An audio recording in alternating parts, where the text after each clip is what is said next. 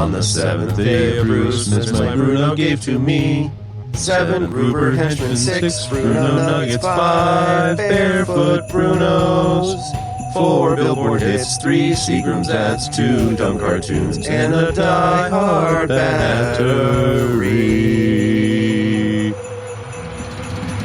Broadcasting live from inside the Power Band, this is The Blah.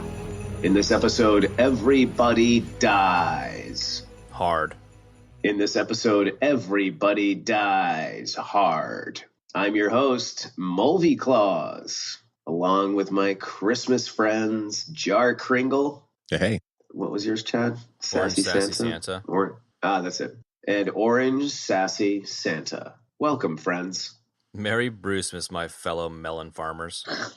Merry Brucemas to all. Merry Brucemas. What's the melon farmer reference? It's the TV Yippee-Ki-Yay melon farmers. They couldn't say motherfuckers. Oh. Okay. I never heard that before. When it was on like TBS or whatever, you know, like commercial movie showing it on TV. Oh, come on. Is that real? Yippee-Ki-Yay melon farmers. Yippee-Ki-Yay melon farmers. Yeah. Oh, wow. That's terrible. That is dreadful. Dropping an early nugget on y'all. Now I know how a TV dinner feels. I know how a TV dinner feels. Fucking California.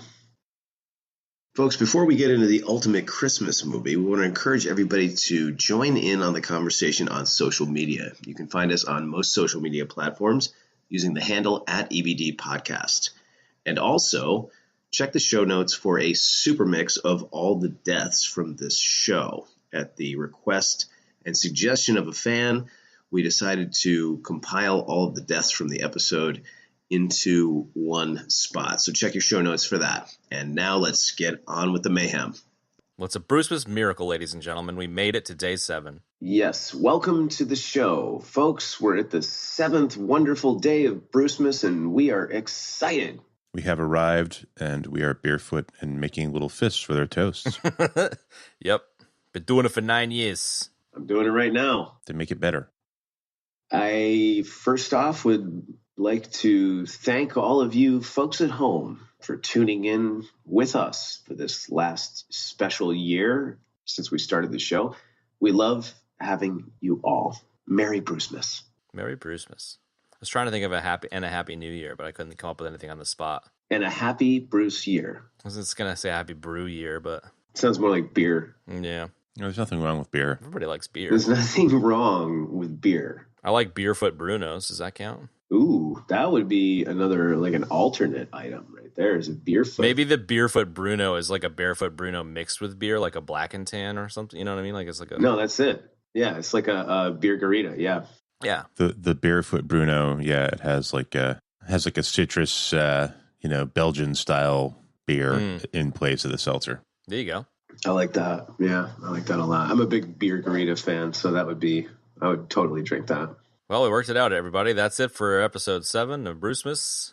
That's it. We're out of here.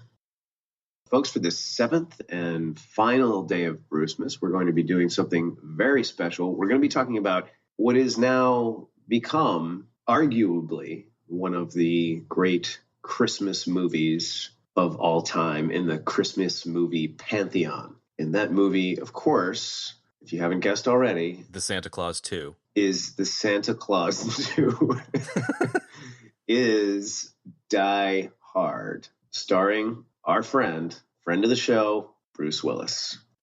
But first, we have Brucemas presents. Yes. Gather around the Brucemas tree. That's it. Is it a tree or is it like a Festivus pole? I kind of want it to be a Nakitomi, like a 1/20th scale Nakitomi tower, but whatever. I agree. That's what it should be. That's it. Or maybe an old CRT screen on an office chair, strapped to an office chair with Yes. some C4. Ooh, I like that, actually. Dude, a CRT monitor on a chair, like wrapped with Christmas lights, that would be fucking incredible. Yeah. Are you kidding me? How about that for a merch item, a Christmas ornament? I want to do a merch item that's like, I'll ship you a fucking office chair with a CRT on it.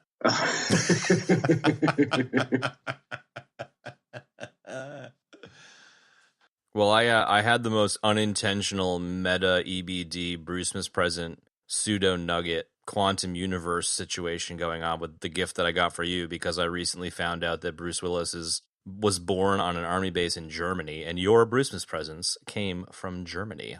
Oh. Whoa, that is meta, dude.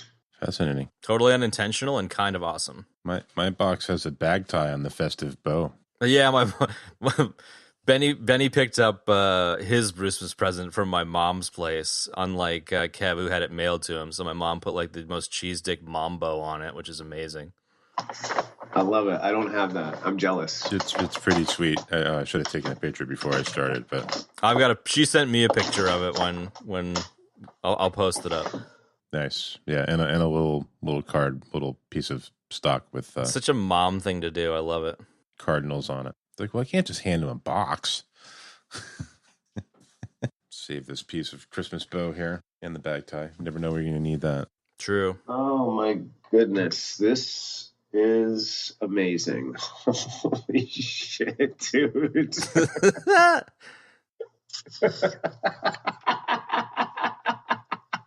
Wow, that is excellent, man. I'm not going to say anything until I don't want to ruin it for Ben. No spoilers. Are they the same?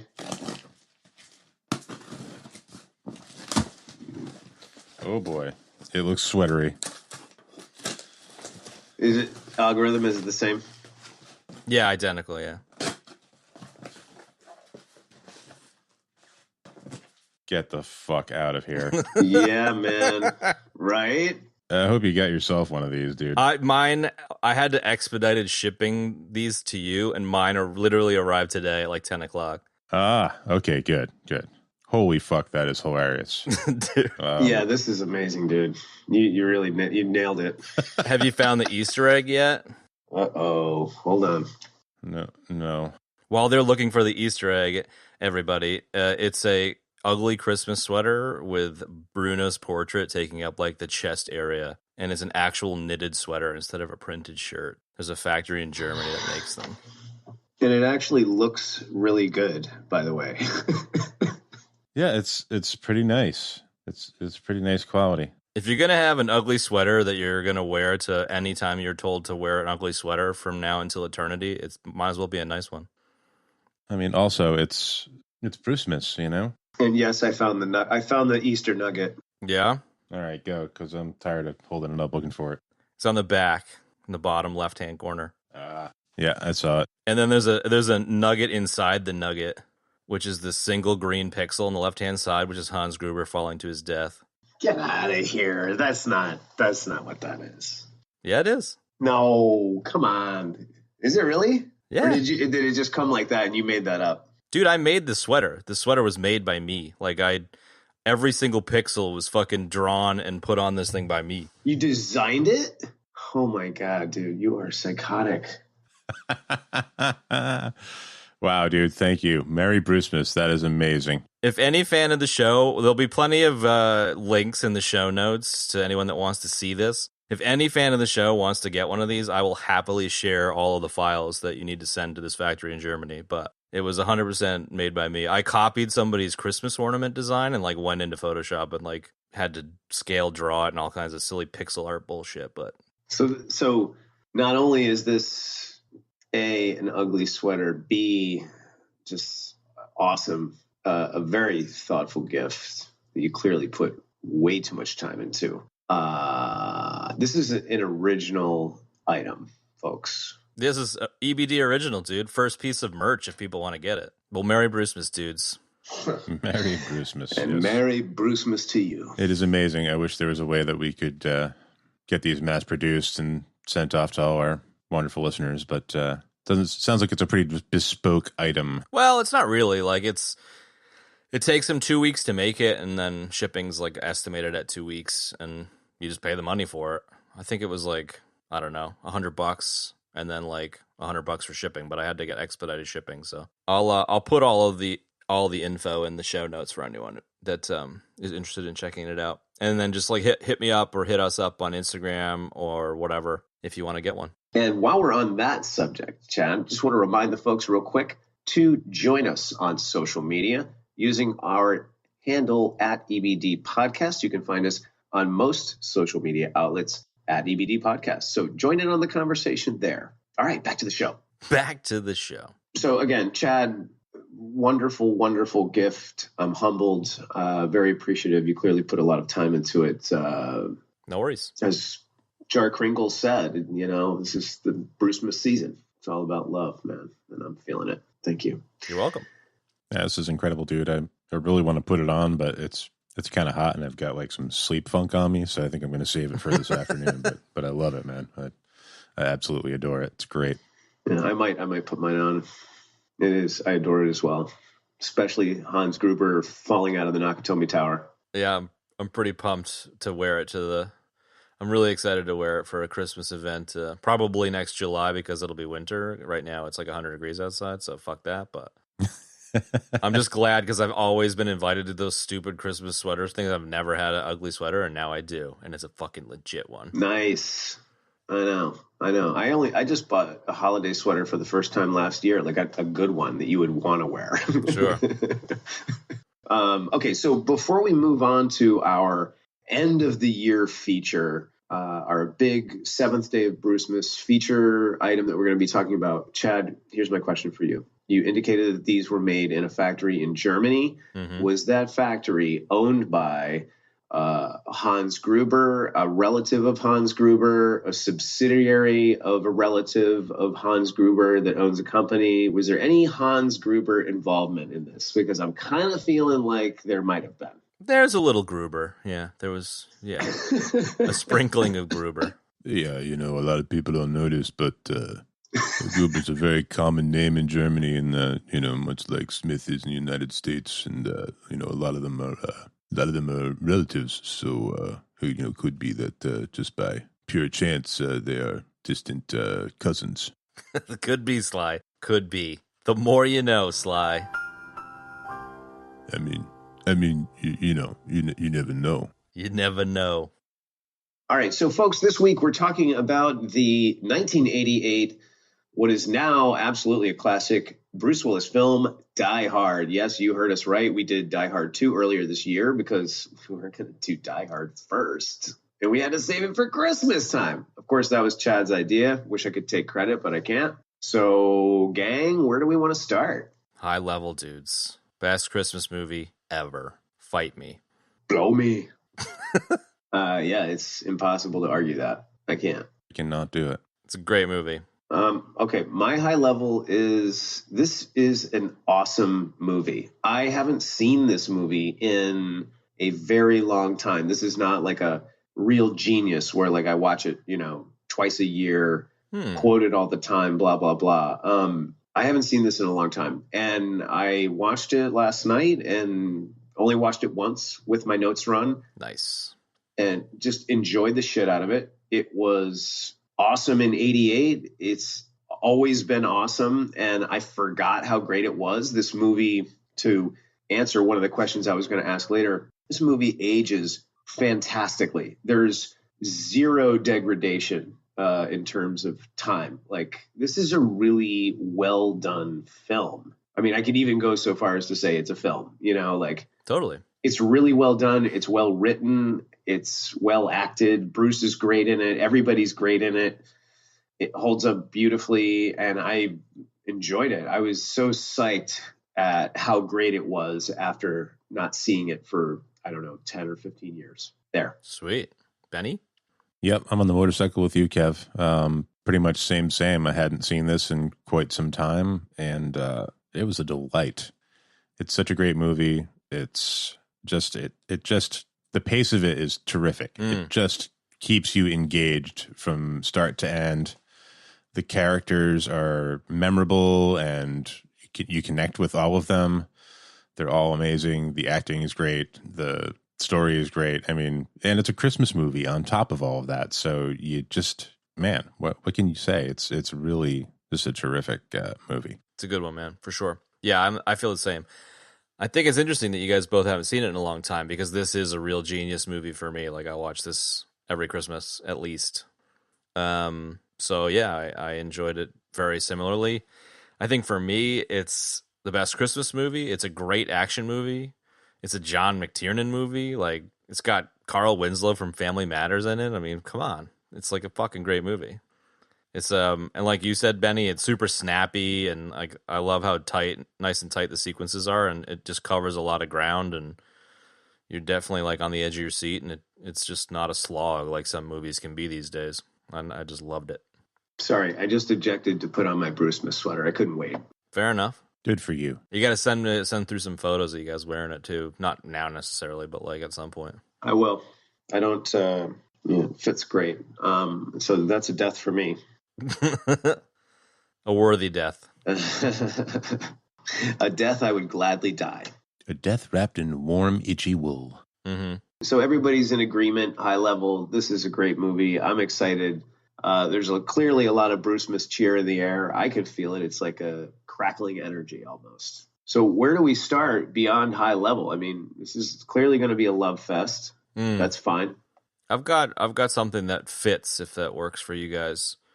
Just in the sense of like one of the first notes I have is I really dig the opening 15 minutes. And I just was going to rattle off like some of the stuff that I liked about it.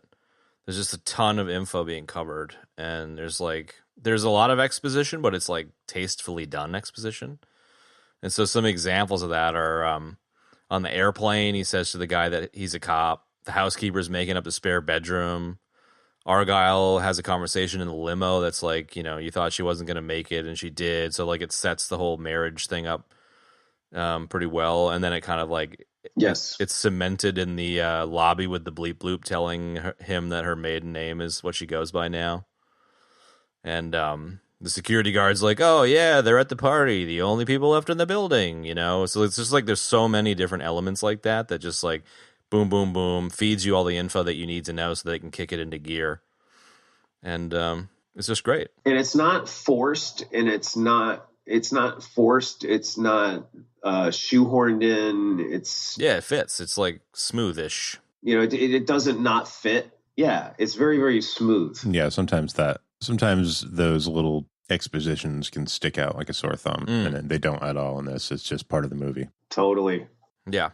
And I suppose it had been a good year since I'd seen it, so I was just like, oh yeah, it's not even boring in the first 10 minutes, which so many movies just fumble that kind of thing, where it's like a narrator with fucking swooping helicopter shots being like, in the fourth age of man, there were aliens and they flew down from the Arrakis spice, and you're just like, don't fucking care, bro, like. It'd be funny if you said that in the Morty voice. I don't know if I can do a Morty. I can't do it. Ben can do it. Ben can do a great one. Oh, jeez. In the fourth age of man, there were aliens, and they came down from the Arrakis spice. Oh, jeez, Rick. Oh! Oh, thanks. There you go. I think my favorite chuckling moment was the California thing, like fucking California, with the girl jumping on her boyfriend and then like the dude kissing him on the cheek later. Like, it's just such a funny New Yorky kind of West Coasty thing. Totally. That in my memory, that is like one of the only things I had remembered about this movie until I watched it last night. And it was like this in my head anyway. It was this super tongue-in-cheeky Bruce Willis thing. And it's funny, when I watched it last night, I was like, oh, it's really not that way. It's really not that lame. It's like he doesn't. There's nothing really like super cheeky, cheesy, or lame about like the puns or the one-liners. Not really even that many in the movie, to be honest. And the ones that are there. No, it's not like Arnie or James Bondish. Yeah, it's not. Well, it's not manufactured either. It's all done like they're playing it straight for the most part. I mean, the most manufactured thing I think in the movie was what he keeps running by that titty calendar in the steam tunnel. He keeps looking at it and slapping the picture. No, anybody? Oh yeah, definitely. Did you say titty calendar? As soon as you said that, I was like, Mr. November. So I got a bit lost there. Yeah, that's what I said. None. Okay. Because it happened once, and then it happened again, and then possibly a third time. I was like, okay. Got it. You like boobs. Yeah, exactly.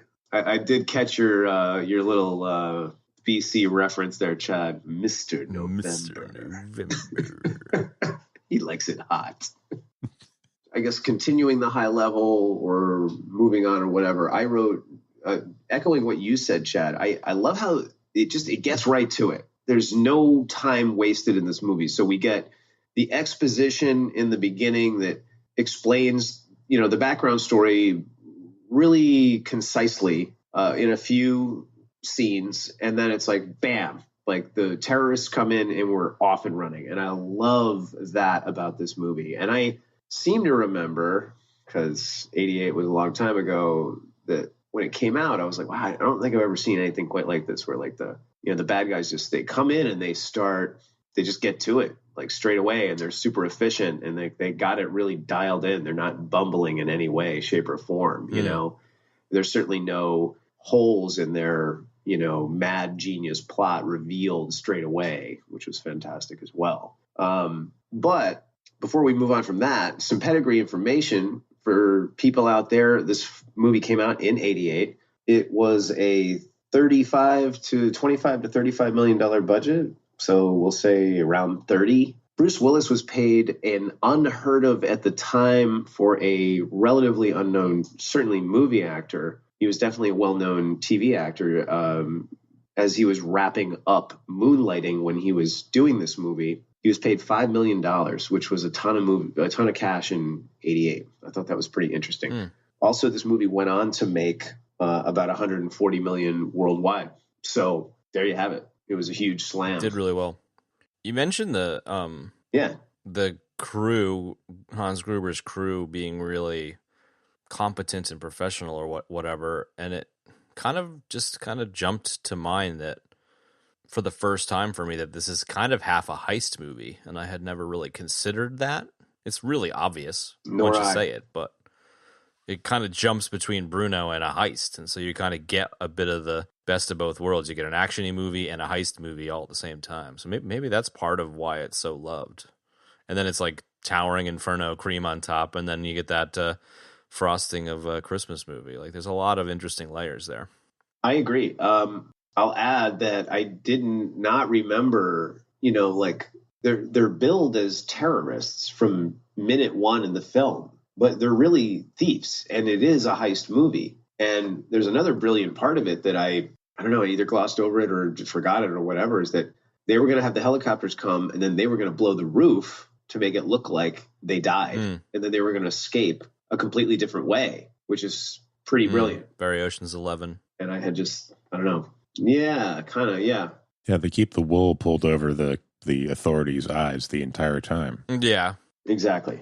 Which is kind of easy considering how dumb all the cops play, except for Al. And the FBI guys.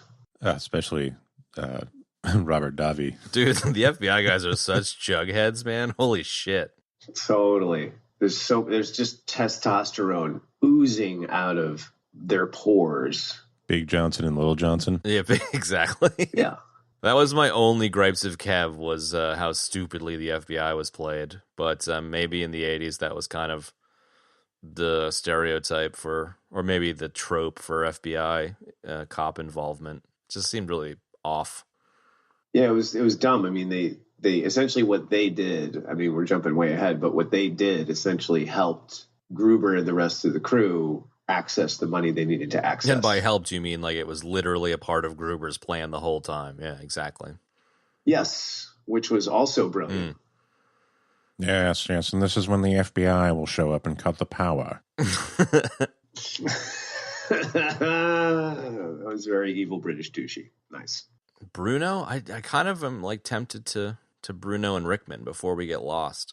Is it too... I feel like it'd be a really good time to talk about Bruno. We kind of blasted through Bruno a couple of other times, like when we did Fifth Element, and we've been celebrating him for the last 6 days. So, I don't know. I'd like to just celebrate him a little bit further. You can't celebrate any further. Sure. By just saying he's fucking great in this, and I couldn't see anybody else really in it. And I've watched this so many times that it's never really dawned on me until needing to do research for this and thinking about it over the last couple months, just how much of a career launcher it was. Like it feels like a movie that was made when he was at his prime. And like, yes, he would have been, famous from that show or whatever, but it feels like a mid-career movie, not like the start of his career, So he just did such a great job. I love his casting in this. What do you think, Ben? I'm working on it. I agree with you. He had only done one other film at this point, which was Blind Date with Kim Basinger. Right. And it was very unknown whether he could carry this movie. And he was definitely like 20th on the list. And he turned it down because of Moonlighting. Interesting little nugget. They had a Sybil Shepherd got pregnant. That was his co-star on Moonlighting. And he all of a sudden had 11 weeks free. And so he was able to take the film due to that. So we have our first nugget snipe, everybody. Congratulations. Okie doke. There you go. Thank you. I'm very proud of myself. If she hadn't gotten pregnant, this may not have happened. And thus his career might not have happened. Oh, my God. Right. I mean, because this movie just, and it's interesting, too, because it didn't really go through the stratosphere like on the first weekend. Like it was a slow burn for sure. You know, like it wasn't like a month later they made the $140 million. It wasn't like that at all. They released it in a few theaters and the response was good. Then they released it more and then the response was good. And then they did some more, and this movie had some good competition that year as well. Like Coming to America, which is one of my all-time favorites. Yeah, right. They feel like they came out in the same year, those two. I don't know what that means. I don't know. Just kind of like feel like they're of exactly the same era in a way. I don't know. Maybe that's just nostalgia. Yeah, I think maybe I get that. Yeah, I think 88. The style of the 80s movie was like really cranking then. Yeah, it was like fully formed. Yeah, interesting. It's kind of like how the like tail end of a video game console's lifespan is when the best games come out, Everyone's used to working with it and developing on it, and just like the great shit comes out. You can say the same thing about the late 90s too. What'd you say, Benny? I didn't hear you. Sorry. I said, and then they release a new system. Yeah, then they release a new system, and all the games are kind of shit. Yes. That joke was like a year ago. Just to annoy you. Any Brucemas thoughts? Or any Bruce Willis in this movie thoughts, Benny? Sure. I kept thinking to myself when I was watching this, like, this is prime Bruce Willis. But as you've so astutely stated, this is really the takeoff of Bruce Willis. He was on fire in this, man. He's just really good. He's able to be funny. He's able to be physical. He's able to express emotions. It's John McClane is like a great character. And I couldn't imagine anybody doing it but Bruno. Now that I think about it, like Schwarzenegger would never be able to pull this off. I don't think. Nah. A German versus a German, an Austrian versus a German. John McClane. Yeah, exactly. Go. He'd be a little too wooden. Hans. Yeah, Sly. Forget about it. Yeah, no way. No way. Yeah, yippee-ki-yay, motherfucker. Even all the really weird potential castings that didn't go anywhere, which I'm sure will populate the Nugget section. Like it just, I couldn't see them picking anybody else. No. What came to mind a second ago when you were talking about Bruno doing such a great job in this is his confidence. He's just so confident in it. I think it really puts so much weight behind the character. Yes. Like he embodies the 20-year grizzled cop quite well. He does, even though he's 33 when he made this. Yeah, but he became a cop when he was 4. Right, exactly. I mean, come on, Bruno the Kid. We watched the goddamn cartoon, dude. I've been a cop since I was 10. Like, Jesus, I wish I could do a Bruce Willis. It's all right. A for effort. I know, me too, man. I can't do one. I can do a shitty one. Yeah, this doesn't work. All the things I employ to try and do it just end up making it sound like a high-pitched Seagal impersonation or some permutation thereof. I forgive you. It's okay because that's very EBD, man. IMO. I think just to add to what you guys said, one of my notes about the film in general was realism, and in that, the movie's got heart. It's being played straight the whole way through, and the script is good and the dialogue is good, and Bruce really he's like just straight acting in this movie, and he does a fantastic job. It's so good. And then there's other things that I really liked, like you guys may laugh at this because I brought it up before about other actors, but like his fitness, for example. Sure. Now, if you had put Arnold or Stallone in this movie in particular, they'd be ripped and glistening. He looks like a man in his mid-30s who's in good to decent shape, maybe a little bit better, but he's not ripped. Like, he looks like a normal human being. Like, that is something, to me anyway, like, you know, there's nothing worse than when you're watching a movie and it's a certain period piece or something like that, and then, like, the dude takes his shirt off and he's just, you know, literally chiseled out of stone or clay. It's like, it's so unrealistic, man. You know what I mean? Like, you know, people's bodies are very different at very different times, you know, and often that's not something that's, I don't know what the word I'm looking for is, paid attention to, I think. And I don't know if they intentionally did it, but that was something else that I noticed in this movie that I really, really liked, you know, just the realism of the way he looked and all of those things played together really well to create a very real character, man, you know? And, you know, again, like we talked about in Die Hard 2, this movie is also based on a novel, which I did not know.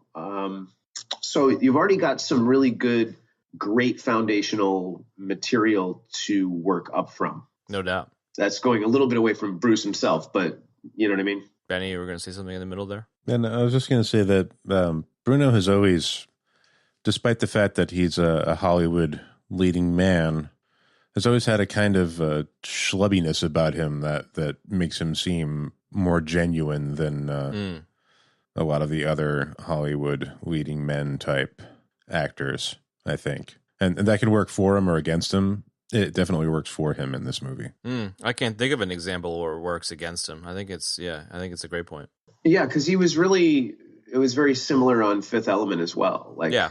And in that movie, he played an ex-military, you know, ultimate soldier sort of situation with the ultimate save the world mission. And he didn't look like, he wasn't glistening and ripped, and like, you know, he played it really well. Like this movie also reminded me, because it's like, you know, you watch Die Hard 2 and, you know, as you get to Die Hard 43 and some of the other movies that he's done, you know, there's a lot of tongue in cheek, like Armageddon, for instance, you know, and a lot of like annoying quippy dialogue with tons of puns and stuff. But it's like, it's easy to forget that like he's a very capable actor. And this movie was making me think of some of like his really, really great movies, you know, like I think we mentioned in one of the minisodes 12 Monkeys and Sixth Sense. And I was reminded of another one. Fifth Element, of course, would be on my list. Man, I lost my train of thought. Oops. You're dead. Dead. And we have another death, ladies and gentlemen. Pulp Fiction. Oh, I have a lot already. Oh, those are all good. Yeah, Pulp Fiction. Yeah, Pulp Fiction. Yeah, definitely Speaking Pulp Fiction. of 90s movies in full swing. No, just it was something really good that I hadn't thought of in a while. He's great as Hardigan in Sin City. Oh, yeah. No, that wasn't it. But yes, that's another one. He's really, really good. You know, he was really good in Mercury Rising with Alec Baldwin. That was really good. I don't know if I've ever seen that one. You should. It's worth a watch for sure. There's another classic that I've been pushing for in the EBD agenda, The Last Boy Scout, which I know, Kev, you said you haven't seen. Have you ever seen that one, Benny? Still never seen that. I'm not sure. I haven't seen it in a long time, if I have. Damon Wayans. It's great, dude. I think it's one of his. It's definitely in the top handful of his movies. You know, probably below that list that we just rattled off. I'd easily put it on par with a Die Hard 3. I look forward to much more Bruno in our futures. There's a lot of it. Oh, I know what I was thinking of. Good. So there was another movie that he did that was really, really cool. And I forgot about it. I own a copy of it, and it's The Jackal. Oh yeah. I don't know if you guys saw that. It's a remake of The Day of the Jackal, and it's really great. It's got a great cast. Sidney Poitier's in it. Jack Black, isn't he in that one? Jack Black is in it. Diana Venora's in it. Yeah, a lot of great actors. And he plays the Jackal. And he goes through all of these disguises in, you know, sort of classic spycraft fashion. And man, watching him like change all of those different personalities, like that right there, it's like, you know, yeah, this dude's legit, totally legit. He's great in that, man. He plays the villain, and he plays a really great, sinister villain in that, just to kind of contrast and compare from all the hero roles that he's done, you know, like that's a really, really good one. It's been a while since I've seen that one. Been a while. Yeah, I know. I'm having a little bit of Total Recall effect right now. Like The Siege was a really great Denzel movie, and he played the general, and he was awesome in that. He wasn't even he was one of the supporting characters. It wouldn't be a Brucemas without everybody Kevs, so it's totally fine. Nerd out. You're allowed this one day a year. True enough. No, this one day a year. No, I'm done nerding out on that. I just wanted to mention those. It's your podcast too. Shut the fuck up. Okay, let's talk about the movie at hand. Yes. We've managed to milk the teat of Bruno for quite some time. Should we switch gears and... Yeah, let's transition into Grubes. Move over to Hans Gruber. Dude, I think just like this movie wouldn't be the same without Bruno, this movie would not be the same without Rickman, dude. He is so good in this movie. Totally. And relatively unknown when he was cast in this movie, and already in his early 40s as well. Like, what an incredible choice. I was like, who the hell is this guy when I first saw him? But like, you immediately like have respect for that dude within 3 seconds, you know, and you recognize his awesome super villainy. Like, immediately. Totally confident. So good. Just like Bruno. Yes. Definitely. You know, when somebody as well established as William Atherton is in a movie playing a prick and a new guy comes along, and I'm not going to say he did outprick him, but practically outpricked him. He kind of did. That's something to be said right there. Yeah. Yeah, it's funny because Thornburg's kind of more of a prick in the second one than the first one. But yeah, I feel like the difference between a Thornburg prick and a Gruber prick is like you respect Gruber, whereas you don't respect Thornburg. You just want to punch him in the fucking face. No, you just want to join everybody in beating Thornburg. But with Gruber, you just like, you want him to like you so you can like have coffee with him. Yeah, a really small cup of espresso. Yeah, that's all he would allow. You're hoping you might crack a joke to him that actually cracks his calm European exterior facade. Yeah, exactly. Otherwise, whatever happens, you end up like Ellis. Yeah, dude, Ellis is so funny.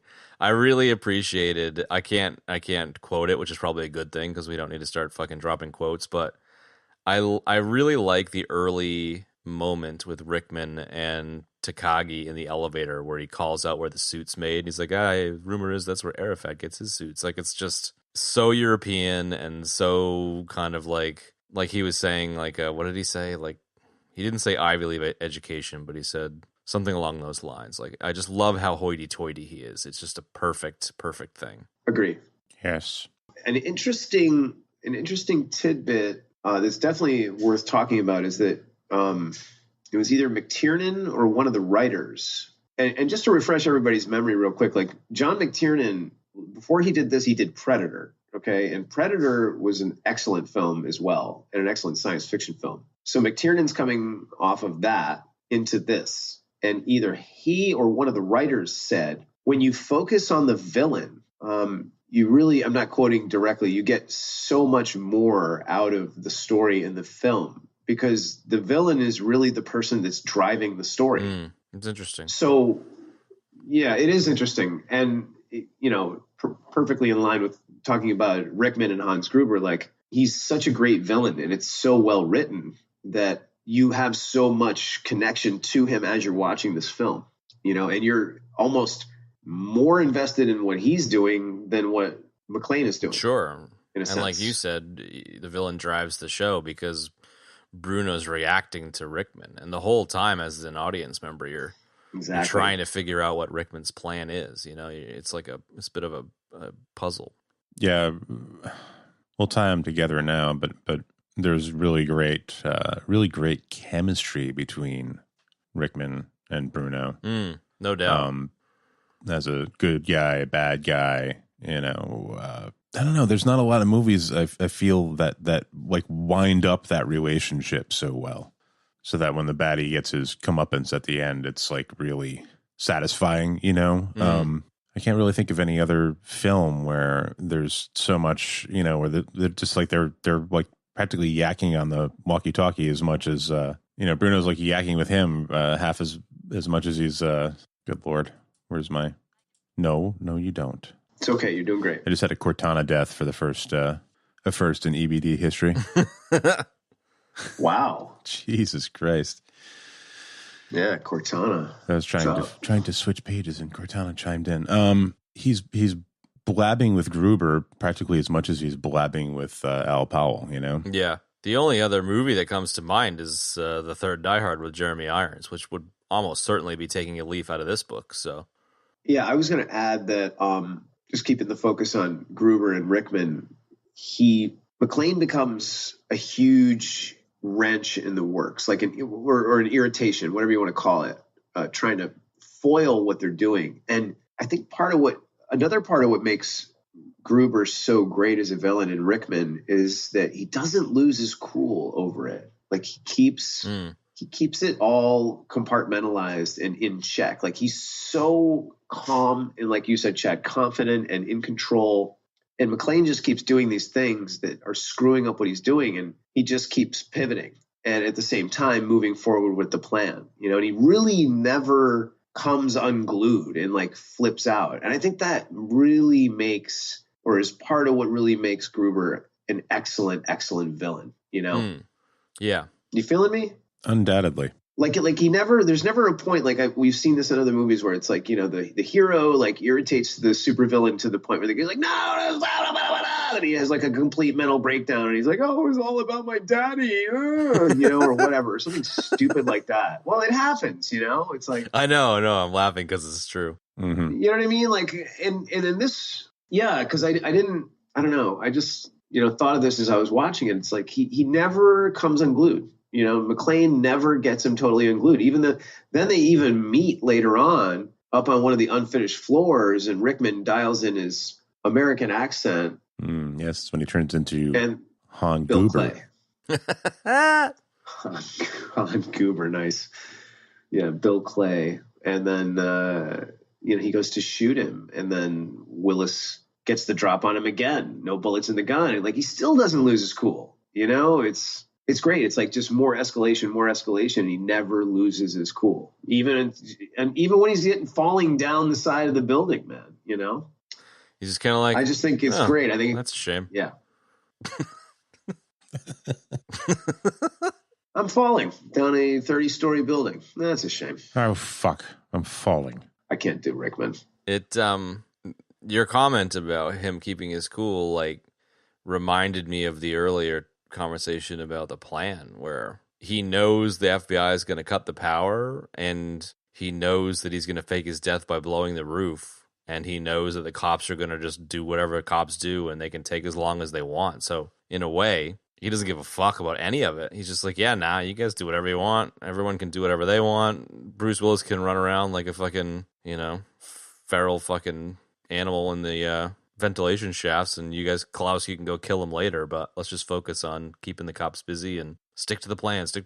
So even the simplicity of the plan like aids him in his confidence, which I just really appreciate. It's just not overcomplicated. You know, Gruber's not overcomplicated, the plot's not overcomplicated, the plan is not overcomplicated. It just keeps things really crispy. Yes, definitely crisp. Oh, adds to that believability factor you were talking about, Kev. It does, Ben. It does. I could drop a little early nugget here, which hopefully snipes you, Kev, because you already got me. But I read that Rickman actually brought one of my favorite scenes to the table, which is what was just mentioned with the American accent scene. So evidently there was Gruber was meant to be dressed like a terrorist, you know, like fatigues and probably fucking, you know, utility belts and whatever else bullshit. But he wanted to bring the like hoity-toity suit to the table, and he was thinking that if he's wearing a suit, he maybe could get a scene where he passes as one of the hostages, and he brought that to the producer's attention, who told him to go fuck himself and shut the fuck up, as Joe Silver does evidently. And then when he came back from a break, the script was changed, and he was kind of pumped about it. So that's one of my favorite scenes in the movie, and I like that Rickman brought it to the table. I'm totally with that. I guess you could say that was a snipe nugget, but that is not how I read it. I don't know which version is true, but yeah, I heard a few versions, and I like this particular version. It's certainly cool. Yeah, the version I read was that he was affecting an American accent with one of the crew members between takes. Mm-hmm. And then I think that crew member recommended it to the director, was the way I read it. Sure. You know what I mean? So it wasn't so much that he brought it to the table. It was that it was suggested because he was like, oh, he does a great American accent. Oh, you ought to think about doing X, kind of thing. So I don't know which is the right version. It's super cool either way, how it doped out. My dad was in the toilet stall, so I'm choosing to believe it was Rickman. Yeah, that was really good. I'm sad that we lost him. I felt like he was too young. He was not even, I think 69 when he died, just a couple years back. Yeah, man. Rest in peace, Mr. Rickman. Rest in peace. So R.I.P. Gruber. Yeah, that one was a shocker. Yeah, that sucks. We're losing so many greats these days. Yeah, we really are. I guess it's that time, man. You're getting old. So I was going to use that last thing we were talking about as a segue into just kind of, Ben had touched on the realism, echoed what I had said before. I was going to kind of go back to that and just talk about how real the action was in the movie as well. Like there's a lot of like insane explosions in this movie and, like legit stunts. Yeah, well, Hiroshima level like explosions, but it's all very legit. You know what I mean? It's not like a plywood shack. Yeah. That blows up like Commando. Megaton with the cardboard like dudes Roadhouse, standing next to it. You know what I mean? Yeah, exactly. It's not like a balsa wood structure. It's really legit. Like when he drops that C4 down the elevator shaft and they pull back and you watch that whole floor like explode. It's like, it's legit. It's really well done. It's like, I was like, wow, that's intense, man. And ditto all the other stunts, really. Like, it's like when he's climbing down the elevator shaft and, the glass, like all that stuff was very real, like it wasn't like he just got like a piece of glass in his foot and he was like, yeah, I'm all right. Like it was like a whole scene of him like picking it out of his feet. And then later on, you can see the blood smearing all over the window when he's trying to kick it in with his already injured bare feet, so a lot of really great detailed realism that I just think makes this movie the absolute classic action movie that it is. Like it's almost not an action movie in the sense that people talk about action movies now. It's almost like a thriller kind of heist movie. Like it's really so well done, Yeah. And I think it's easy to look at the like Die Hards 2 through 43 and be like, oh, just another action movie, blah, blah, blah. It's like the first one's really not. It's really good. And I'm cooler than everybody because I said that. No doubt about that. Yes, you are, Kev. As much joking as we've done about all the Barefoot Bruno stuff and the glass and all of that, like I squirmed so badly through all of that on this watching. Really? And I think I've squirmed through it before, but there's just something about when he's picking the glass out of his feet and especially when he's like trying to kick the window in. Whoa. Oh, yeah. I done got the heebie-jeebies. I guess there was a sound effect to go along with the glass being pulled out of his feet that was like really slurpy, and the producers, once they heard it, they made him take it out of the movie. So it was quite a bit worse from what I understand. Yeah, it was like pulling bologna or head cheese out of the packaging. There you go. Hey, like slapping the surface of your sloppy Joe. With the spoon while you're cooking it. Wet slap sound. Gross, dude. Sloppy Joes. Sloppy Joe. Try to eat your sloppy Joe and not think about Bruno's bloody feet now. Yeah, and sing the Adam Sandler song the whole time. Well, I wake up in the morning and what did I see? The pepperoni pizza was looking at me. We should call our version the Sloppy Bruno. There you go. It's made out of foot meat with glass mixed in for extra fiber. .com. .com. Me and Barefoot Bruno got married. We had 6 kids and we're doing just fine. Well, I'm dead. I'm just going to shut up because I feel like every time I mention something, we just get completely derailed. No, don't shut up. That's the whole point of the show. That has definitely happened a couple times, but, whatever. It's the whole point of the podcast, Ben. It's exactly the point of the podcast, sort of. I demand a cul-de-sac, Benny. I just delivered, so I don't know what you want from me. What'd you say? I didn't hear you. I love when you do that. Too busy over-talking. I just sent us down that entire Lunch Ladyland, Sloppy Joe avenue. But you just said you were going to say something else. No, I said I'm going to stop saying things because every time I do, I derail us completely. I died in that cul-de-sac, Benny. I died there. You did, dude. Hold on, let me record that. All my friends ditched me in a cul-de-sac, and I died. Ooh, what was that? You didn't hear the cul-de-sac death? I don't know. I misinterpreted. I thought Benny was saying he had another cul-de-sac to go on, but meanwhile, he had moved on and left me in the cul-de-sac, and that's where I died. Ooh, I like that. Left in the cul-de-sac. Well, that's what happens when you demand a cul-de-sac when you're already sitting in the cul-de-sac. That's it. It's a cul-de-sac fractal. It's a cul-de-sactal. It's like when John Malcovich goes into himself in being John Malcovich. Yeah, Malcovich. I'm now pronouncing it a cul-de-sactal. I'm feeling like you're the kid sitting on the ground and his bike is laying on the ground next to him in the middle of the cul-de-sac, like all sort of like hangdog. Yeah, and the chain broke and everyone else is like, fuck you, bro. Out of here. Yeah, like all hangdog, my friends just ditched me. Yeah. Yep, that's me. Welcome to Bits and Bobs. I buried too many Batmans. I buried too many Batmans. All right, so we're going to just kind of do some bits and bobs, not necessarily focus on any one thing in particular, and see where that takes us for the rest of this exercise. What do you got? Who wants to go first? My first bit is I loved at one point the Christmassy actiony music that went to there's Beethoven symphony kind of sprinkled throughout, but at one point it went into a bit of a minor key and Winter Wonderland was sprinkled in, and I just really enjoyed that piece of the score. I just am so happy about the Christmassiness of this. The way that the score, the Christmas music is woven into the score, I think is awesome. As well as that Beethoven's Ode to Joy, 9th. Yeah, Ode to Joy, yeah, the 9th, yeah. Ditto. I don't have a ton on the music beyond that.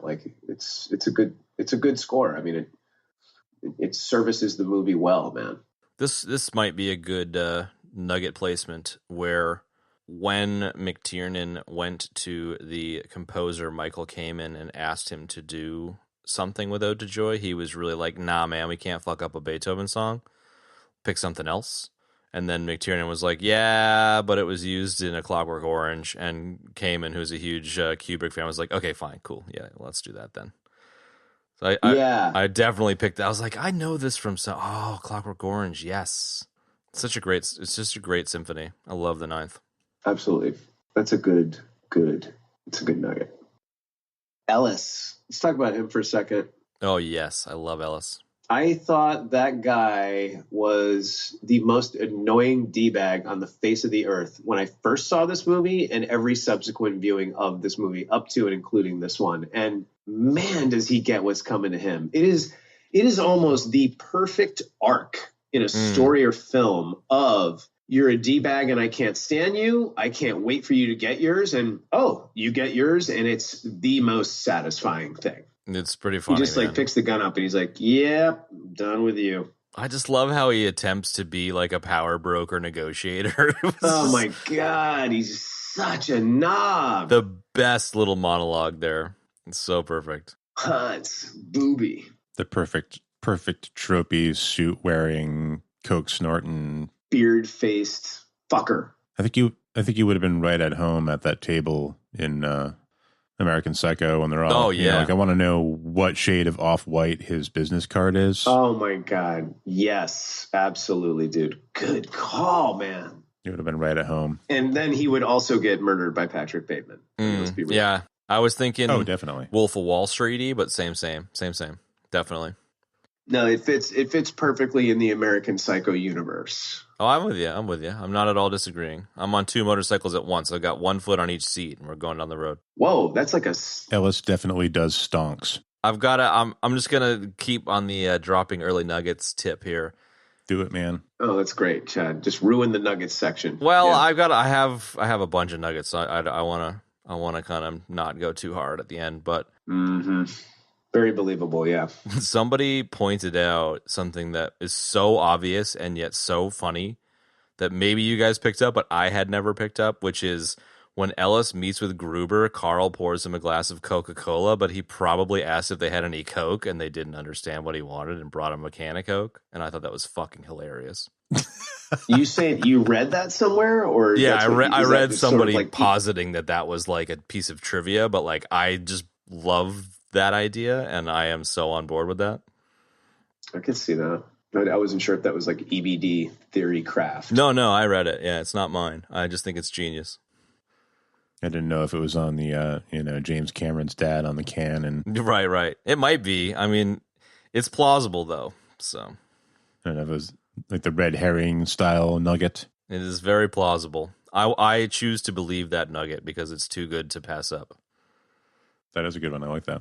Yeah, definitely good. I like it. He never pissed me off though, Kev. Like, I don't know. I just love how he plays it so douchey. Like, some douchey people in movies or bad guys in movies piss me off, and this guy, I was just like, he's so perfect in this. It's just, he hits a fucking grand slam home run of 80s cokehead dickhead. Mulvey, Booby, get any other nuggets there? Any other bits and bobs? Yeah, I got plenty. Let's see here. The old nugget pile. I love, there is just the news guy. Like, I mean, another great example of like why this movie is so great. There's a lot of great little details, and there's some great little funny moments that are legit too. And the news guy, when he's arguing with Thornburg, and they're like, Harvey, we're on the air. And he's like, and then later when they're talking to the guy that wrote the book about hostages, Which is another great scene. he goes, as in Helsinki, Sweden. The guy goes, Finland. Such a knob, dude. That was so funny. Dude, even that was hilarious, but I also loved the expert saying what's gonna, he's like, oh, the hostages are gonna start loving the captain, and like it's intercut with them just getting dragging Ellis dead down the hallway. I just love how wrong he was and how perfect that was. Yes. Okay, next one. Going back to the realism, I just, when you get towards the end of the movie, like he really looks like he's just gotten the crap beaten out of him, like McClane. Like and he does a really good job of portraying that. I mean, from the bloody feet to his wife beater is now literally black. He just, dude is just taking a beating, man. And it really shows, all the way up until they get in the limo at the end, and tacking on to that. Like, I'm so glad that it wasn't like, here's your limo. Okay, let's go home, honey. Freeze frame. Like, it wasn't like that at all. It was very like, I'm beat the hell up. Like, I so appreciate my wife now, because one of the things that I read was that, the writer had a huge fight with his wife, and he realized that like he needed to put into the character that it was about a stubborn man who didn't want to admit that he was wrong. That's a huge corner piece of McClane in his character, which I thought was pretty neat as a little sort of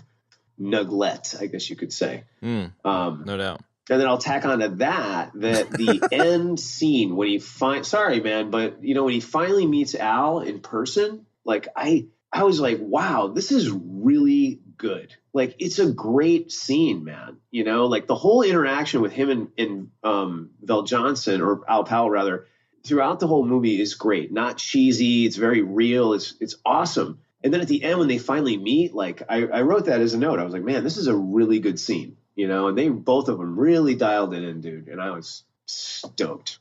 Yep. A lot of heart in this movie. A lot of heart in that scene. Yeah, they gave Powell's character a lot of Sergeant L. Powell and his Twinkies. I love that he knows by heart the ingredients of Twinkies. That's some serious shit.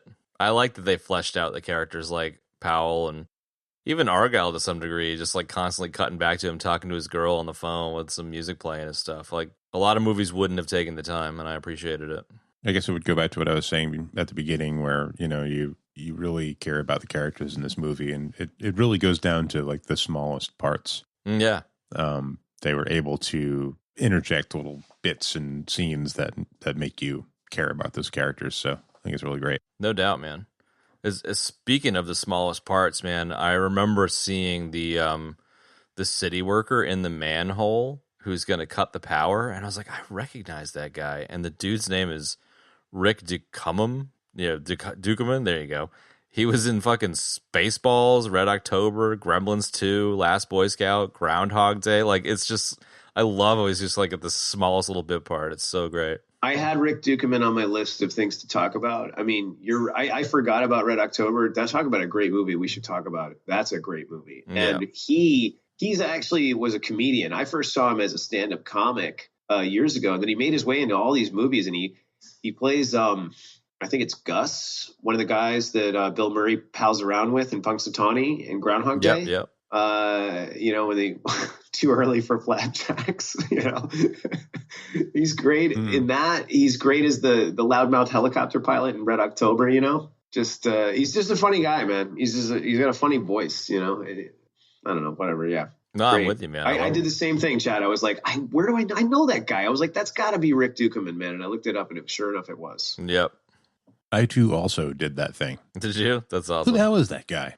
Nice. Who is that guy? Who is that guy? I love it though. Like I love it in these types of movies where someone has like a 10-second part and you're just like, I know that guy. It's one of my favorite things about older movies like that.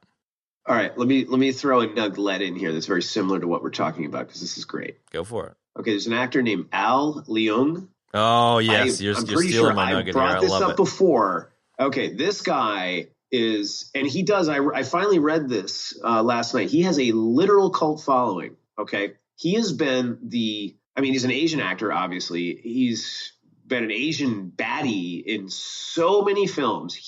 I guarantee you, this dude has been in more EBD podcast films than any other actor. He was in Big Trouble. I was just going to say he's definitely in big trouble. Oh, man, the list goes on and on and on. I remembered a bunch of them last night and I forgot them. But he is so prolific. And you see the guy everywhere, 80s, 90s. He's always playing like the heavy and the gun guy. And he's just great. Dude. And he's in a lot of the films that we've done. Not only is he in Big Trouble, but you went off on a freaking diatribe about him in Big Trouble. And we had like a whole topic. Did I? Yeah, we had a whole topic about like, I don't know where I know that guy from, but I know him from somewhere. He was the guy with the giant scimitar. And we were trying to figure out where we knew him from. And this is where I knew him from. Die Hard eating the candy bar. Yes. And I was so pumped when I was watching this last night and saw that. I was like, this is it. He looks just like that guy that we went on for like 15 minutes about in Big Trouble. Nice. Stitching the EBD universe together. Yeah, really. I didn't realize I went off so hard on him in the Big Trouble episode. Well, I think it was less that you went off about him and more that you wanted to dive into the Al Leong thing, but you couldn't remember who he was and didn't want to eject and find out. So we were all racking our brains trying to remember. And I just love how it like comes full circle, like Ben said, in Brucemas. It's a Brucemas miracle. It's a Brucemas miracle, guys. It is a Brucemas miracle, certainly. Yeah, there's lots of those, Robert Davi. Yeah, man. He was in everything. He's in this. Kev, I know you can help me out with this. The actor that played Carl, Alexander Godunov. I don't know if I'm saying that right. Yes, Godunov. Yeah. He was a Russian, actually. Yeah, he's been in a million things too, that dude. He was, and he actually died very tragically. He only lived to 45. He died in his Hollywood apartment. He apparently had a lot of trouble with drinking and depression, and I think he ended up dying of that. And I read that last night, and I was kind of bummed out about that because he was in a lot of movies around that time. That's awful. Yeah, he was intense. I mean, talk about a great actor. Great character. Oh God, he's great in this. He's like the opposite of Gruber. He's totally losing his cool. He's totally pissed off at McClane. That's a great fight segment between man, McClane and Carl. There, that's like it's really good. It's funny, man. Willis is like, I'm gonna kill you and cook you and eat you. Like totally, man. I missed that. I caught that last night for the first time and absolutely lost it. Yeah, it's really good. That's a great little mini segue into a couple of other one-liners that I really liked.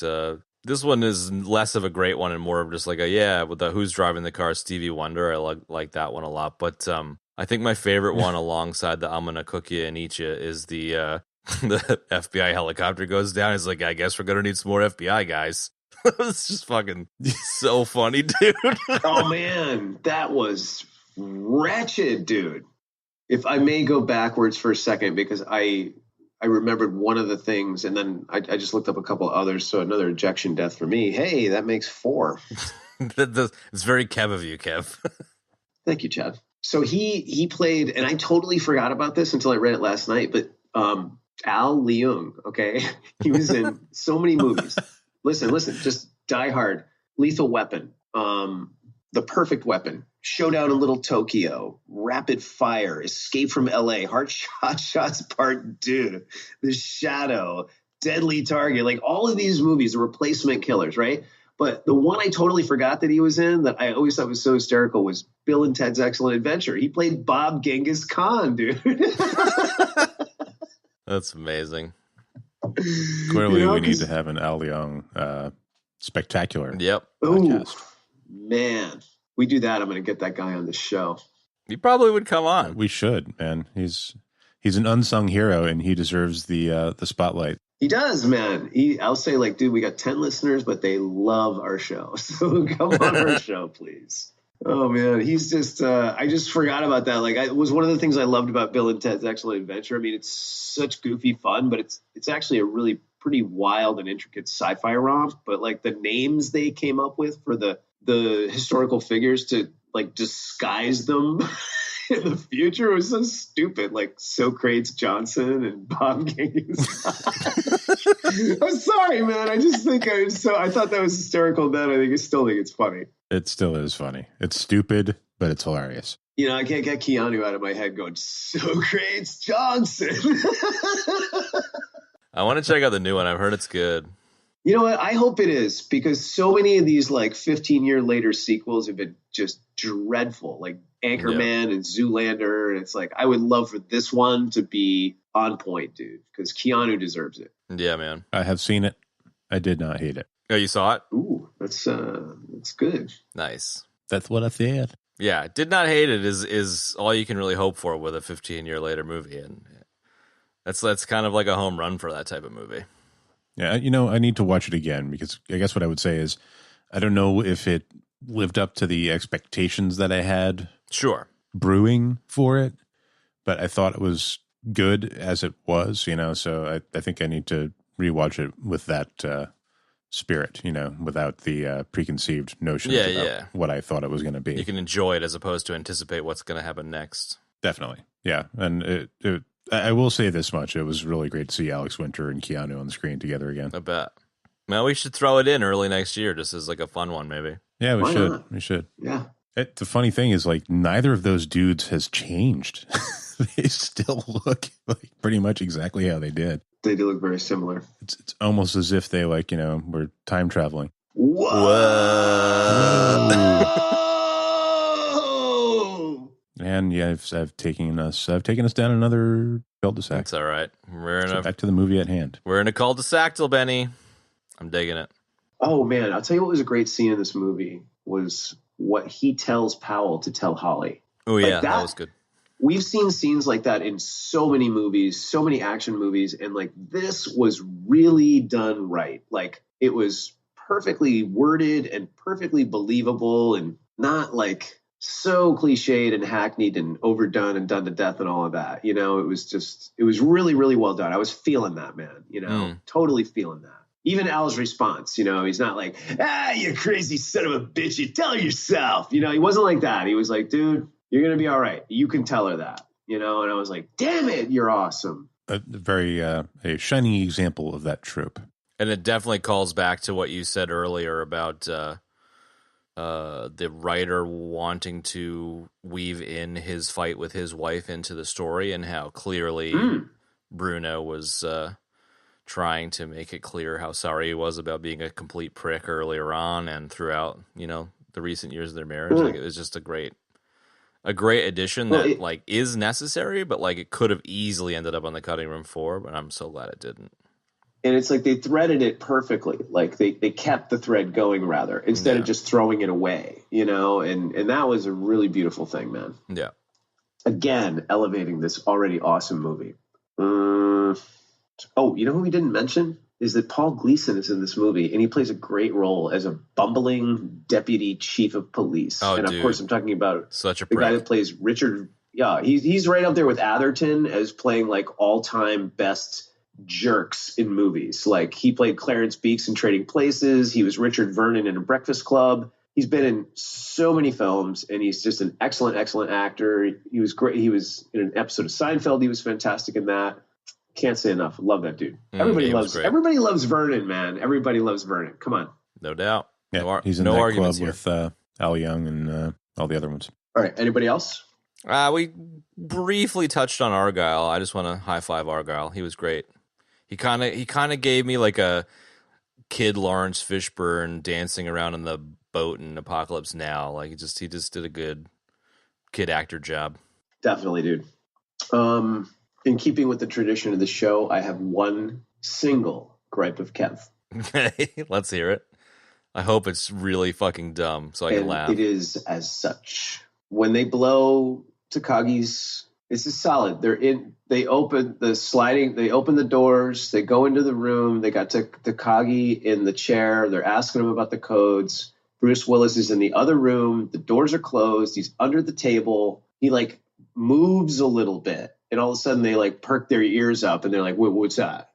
And then they shoot Takagi, okay, and he's dead. And they run through the doors and go after Willis. There's no way he could have heard their conversation through those two doors. There is no way that they heard him like move 2 inches on the carpet under the table through those two doors. No way. There's no way. It's freaking ridiculous. I fucking love Gripes of Kev. It's my new favorite segment. I'm glad you like it. But that is just, that's a legit gripe of Kev. That was legit. That was much better than Dust reference. Some of my other turds. Would you say the Dust? The Dust reference. Yeah. There was one line. This isn't really a gripe. It was just kind of like one of those like bad lines in the movie that I just thought was it was so stupid. It made no sense. Like when he pulls the fire alarm and they start coming, and he's watching them coming down the street. He goes, "Come on, baby, come to Papa. I'll kiss your fucking Dalmatian." Oh, that was great, man. That was the worst line in the movie, man. I love that line, man. Why? I just think it's fucking hilarious. All right. I can get down with that. Yeah, I mean, It sounded like an ad lib. I hope it is. Nah, yeah. Maybe, yeah. It makes sense. I mean, Yeah. Fire departments typically have a Dalmatian. Mm-hmm. At least you would think they do if you believe any movie you've seen. Ever. Exactly right, yeah. Or if you watch Paw Patrol, yeah. Or if you watch Paw Patrol. Or if you don't. Tune in for our season 1 Paw Patrol review later in the year, guys. Yeah, we're going to get into that. Some Blippi. Rubble on the double. Anyway, Nuggets. All right, I'm going to go first because I'm going to snipe a nugget. You can't wait to snipe my Nuggets. Go ahead. I love this nugget too much to share All with others. right. Go ahead. In terms of leaving it to you. The teddy bear. Oh, boy. John McClane brings his kid a teddy bear that lives in the back of the limo with Argyle, and it is the exact same teddy bear that Jack Ryan buys his daughter in The Hunt for Red October. Like, it's literally the same prop? Yes, because the bear was owned by John McTiernan, and exactly the same teddy bears in both movies. Did McTiernan do Red October? He did. And when did Red October come out? It was right around the same time. I don't know. 80. 90. Okay. All right. So that would have been his next film. Jimmy Google chiming in from the cheap seats. 1990. What'd you say, Kev? Rick Ducommun. No, again, Rick Ducommun. This is the film he did right after this one, was Red October. Dude, the guy was fucking hitting home runs, dude. Predator, Die Hard, October. That's a pretty serious trio. It's very serious. That is a really great nugget, man. I was so worried you were going to snipe that. I'm glad you didn't know that. No. There's a lot out there, man. I'll tell you, I did some digging. I found a lot. I don't have a ton, but, I'm going to spend an hour with the nuggets, but no, I've got one lot more. Of good ones out there. So you go. Okay. Here's a nice one. It's a small one, possibly a nuglet, but Argyle was the little kid who tries to steal the guitar in Blues Brothers when Ray Charles stands up and shoots him. That's so awesome. Right? I love that and nugget. That actor's name is Devereaux White. Who recently cameoed in the Die Hard battery commercial. Which you can reference on our minisode. All right, my final nugget, unless Benny, do you have any nuggets? I've got one, but we can drop it at the end or whatever. Okay. It's sort of a nugget. Well, I think you should go because I don't want to snipe your nugget. You're not going to snipe my nugget. There's no fucking way you're sniping it. There's no way anybody's sniping it. Ooh, I like that. I really hope that this I shit don't. Is hot off the press. Oh, really? Okay. Ooh. I really hope I don't. Die Hard 44 coming out next month. Exactly. You'll never guess. The music cue when Reginald Vell Johnson shoots Carl at the end of the movie was actually an unused track from the score for Aliens. It was originally meant for a scene where Ripley battles the alien queen on board the ship, and instead they reused an earlier music cue. I kind of like that, because my ears definitely pricked up when I watched Die Hard the other night. I was like, wow, that's a really interesting musical choice here. Turns out it was for Aliens. That's a good one, man. I'll have to go back and watch it now. Arnold, I mean, this is more of a nuglet, but Arnold turned this movie down because he wanted to do twins. That's great. He wanted to do more comedy and specifically twins. My brother Julius. So my twin brother Julius is my twin brother Jack Ringo. I thought that was great. Let me see what else I got here. Oh, the Bill Clay scene. We talked about that already. This is an interesting one, and this will be my last one. There are 2 video games based on this movie. And I was blown away when I read this, and I couldn't believe that there were 2, and they both came out in the same year. And that would be really Die Hard Nakitomi Plaza and Die Hard Vendetta. And they were both PC games only, came out for Windows. I was even blown away to see that there were reviews online of these games, and they were first-person shooters. It's basically your McClane. Yes, really, man, really. When did Wolfenstein 3D come out? Because that's wild.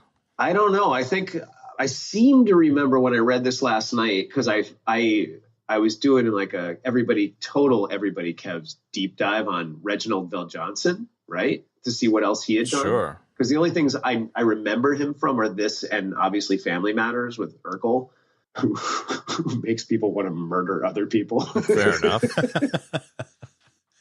But as I went through his list, I saw Die Hard Vendetta, and then I saw Die Hard Nakatomi Plaza, and I didn't see anything else in the little quick thumbnail thing on IMDb. So I clicked on it, and it said video game, and I was like, what? So yeah, I think they came out around 90 something. Maybe. Yeah, like it was like either 89 or 90. Wolfenstein is 92, so I suppose it's not that far off from first-person shooter kind of world, so interesting. Yeah, the dawn. Yeah, I thought that was interesting. I'd never even heard of that. Like there were 2 games. I don't know. It's awesome. Yeah, it's not bad, right? I was thinking when watching it this last time that it would make an interesting video game. Totally. Yes. And it would totally fit with the NES style platformer. You can totally see a Nakatomi Plaza multi-level side scroller. That's kind of how I picture it. Okay, so real quick, they're both by Activision, and they came out in 90 and 92 respectively. Okay, there you go. And when did we get Die Hard 2? 90. It was the same year Die Hard 2 came out. Holy moly, the third one didn't come out. 95. Got it, right. Okay. Yeah, third one was post Pulp Fiction, post Sammy Jackson Pulp Fiction. Fourth one came out in 2007. Ugh. They just get better, really. The fourth and fifth and sixth and seventh ones were great. Anyway, that's what I got. Let's do deaths. There's many. Benny's got a nugget. Oh, right, of course. Sorry, the ultimate nugget that we'll never get. Sniping my nugget via skipping it.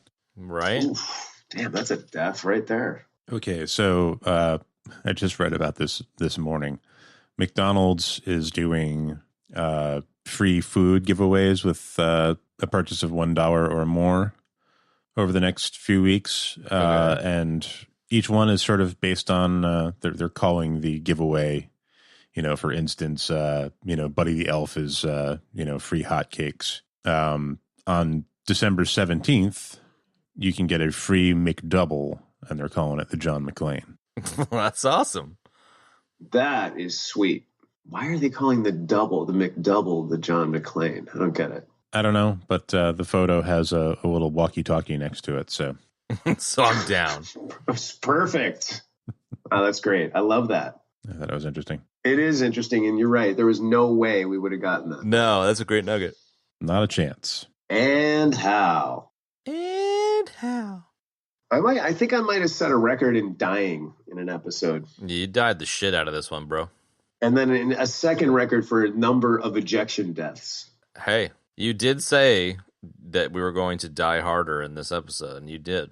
I said we were going to die hard, yeah. You're damn right, dude. And die hard I did. You did. Correct me. Jump in with any corrections if I miss one. I ejected to put on my Brucemas sweater. Which shouldn't count, but does. But it's got it, man. I ejected to look up Bruno's age. And then I lost my train of thought. Then Chad didn't hear like the entire or somehow misconstrued or misunderstood the entire one of the numerous cul-de-sacs that Ben set us sail on throughout this episode, and he died trying to understand what was going on in that situation, which is pretty funny. Yep, I got ditched. And I had another eject. That's it. You got lost in the cul-de-sac. You were the kid with the chain off the thing. Yep. I had another ejection, and then another ejection on Hyperion, and then I just died from sniping Ben's nugget by trying to skip over it. Jesus, you fucking died, bro. And I just had an ejection death while I was missing the entire deaths section, trying to find and send you guys a photograph of the "'Tis the Season for Free Daily Meals" poster. I like it. And now's the time where you ask Kev to retell you all of the deaths, just because it's annoying and funny. What was the middle part again? Eject on Brucemas sweater, that was me. Eject on Bruno's age, that was me. Lost my train of thought. Chad didn't get the cul-de-sac, and he ended up alone in the cul-de-sac. I ejected again. I ejected again on Hyperion. I got killed. I died when I sniped your nug by ignoring it, and then you just died. A delicious ejection death. Not paying attention to the deaths and looking up the McDonald's free meal plan for the next year. Now I'm number one, I am diagnosed ADD, and number two, I don't particularly believe in ADD. But I think if anything has been proven from this death segment is that you need some fucking Ritalin, Kev. You ejected like 14 times and lost your train of thought. I think you need some focus drugs, bro. That's really more coffee related. Okay. But yeah, I'm with you. I'm with you, man. I know what you're saying. It's definitely more. It's caffeine related. Like I'm making sure that I get cranked up enough so whatever energy I'm literally lacking, I can make up in caffeine energy. The EBD podcast now with 33% more Adderall. You just got to snort it on the desk like Ellis does early in the movie. That's funny, man. Yeah, good stuff. All right, ratings. Come on. Dude, this movie gets a freaking 10. Forget it. Done. Bada bing. There's nothing I don't like. Nothing I don't like about this movie. It's 10. It's now a Christmas movie. It's a cult movie. It's like an incredible action movie, thriller, heist movie, blah, blah, blah, blah, blah. Done.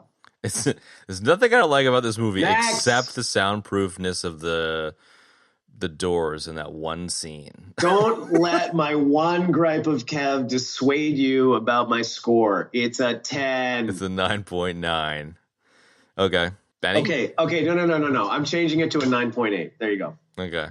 Well, the 10 sentiment resonates with me. The improbability drive spit out that this movie gets all 7 members of the new Provo Front, all 5 leaders of Liberté de Quebec, Nice. and all 9 members of the Asian Dawn movement. Asian Dawn movement? Yeah, I read about him in Time magazine.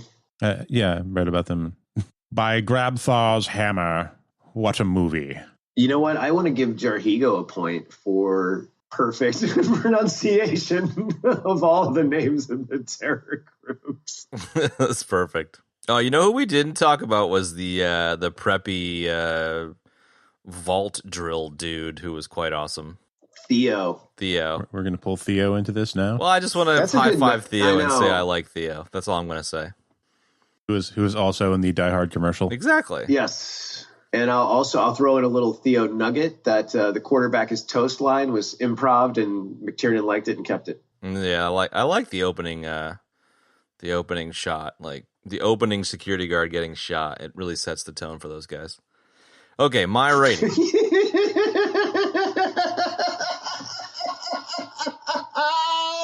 What'd I miss?